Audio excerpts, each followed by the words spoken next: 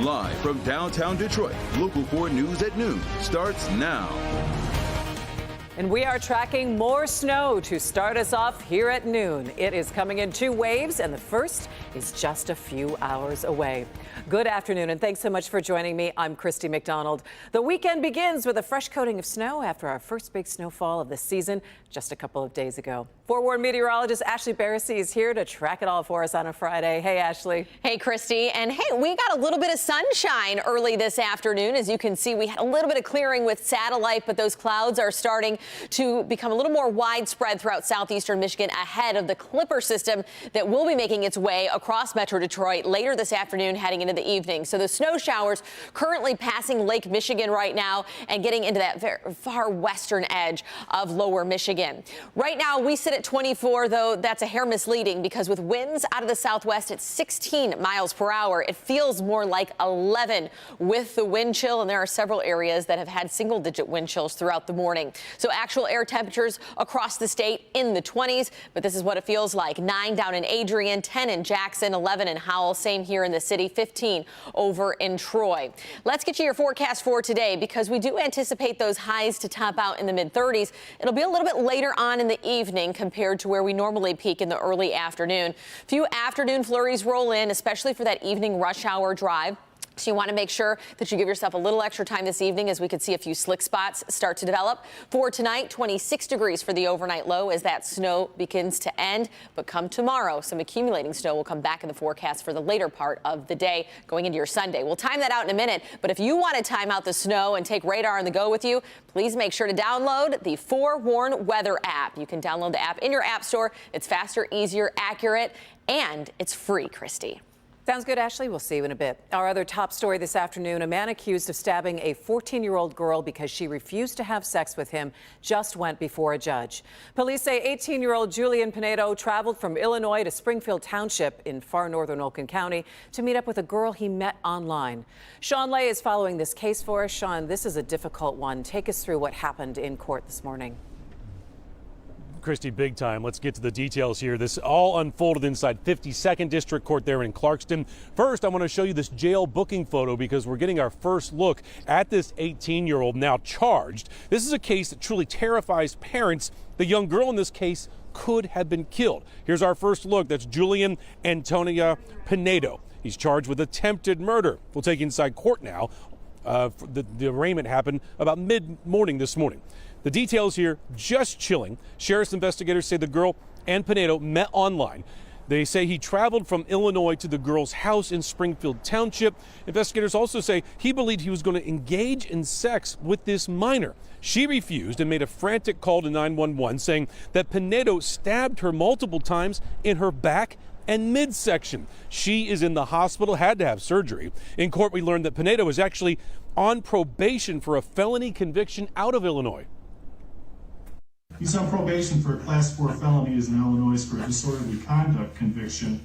His agent reported that the conviction stemmed from the defendant making a threat to the school that he attended.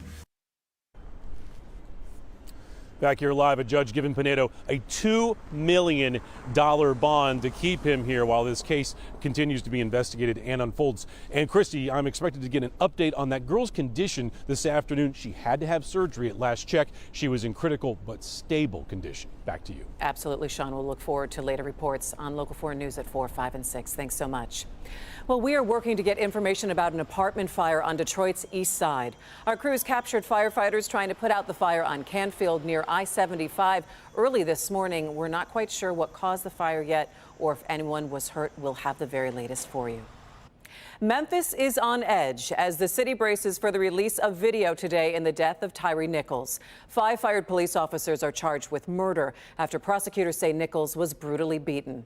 The Tennessee Bureau of Investigations is calling the video, quote, absolutely appalling. We got one male black running. You know, the Scorpion car pull over to East Ranger Ross. You have one running on foot. Somebody barricade. He's fighting at this time. It's not the videos people are demanding to see, but this police scanner audio is a small glimpse into what went down between Memphis police officers and Tyree Nichols on January 7th when he was pulled over for reckless driving. Police say a confrontation occurred and pepper spray was used, after which Nichols ran away. There was another altercation at a nearby location. at which the serious injuries were experienced by Mr. Nichols. After some period of time of waiting around afterwards, he was taken away by an ambulance. Nichols died in the hospital 3 days after his encounter with police. 5 former officers have each been charged with second-degree murder, aggravated assault, aggravated kidnapping, and other charges. Nichols' mother says she hopes protests are peaceful after the video is released. I didn't see it, but from what I hear, it's going to be horrific. But I want each and every one of you to protest in peace. The video of the arrest will be released after 7 o'clock tonight. And President Biden and the First Lady have issued a statement joining the family in calling for peaceful protests in reaction to that video in Memphis. The city of Detroit is launching a new program to help people who are without a job re-enter the workforce. The city has picked 18 organizations to provide training and support to Detroiters who have been unemployed for more than 6 months. The organizations will get paid to help people get their GED, train for jobs, or learn to read.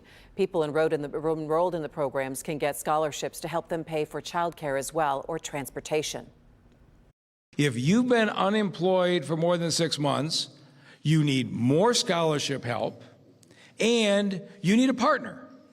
Because it's not enough to say the program's there. You need a partner who will help you walk through it every day. This is what it means to go back to school. You got people who have been to school a lot of years. And childcare and transportation is key here. The mayor will be talking about the new program and how people can take advantage of it on Monday night. That meeting is being held at the Coleman A. Young Center from 7 until 8:30. Well, some good news here. Inflation is easing, and the sharp increase in prices, it's slowing down. A report today out of the Commerce Department shows prices rose 5% last month from a year earlier, and that's down from 5.5% increase back in November. It is the third straight drop. The Federal Reserve raised interest rates to cool inflation 7 times last year. It may do it again next week. As Susan McGinnis reports from Capitol Hill, the president is making the economy a top priority.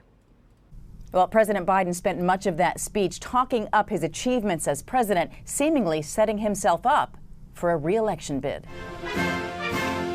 In his first major economic address of the year, President Biden touting his administration's accomplishments. We're on the right track.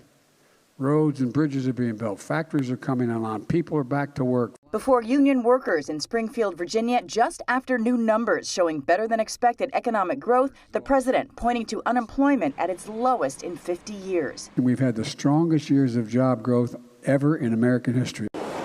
But failing to mention steep layoffs at companies including IBM, Dow, Google, Amazon, and more. The president on the attack, drawing a stark contrast with Republicans' agenda. They want to cut your Social Security and Medicare.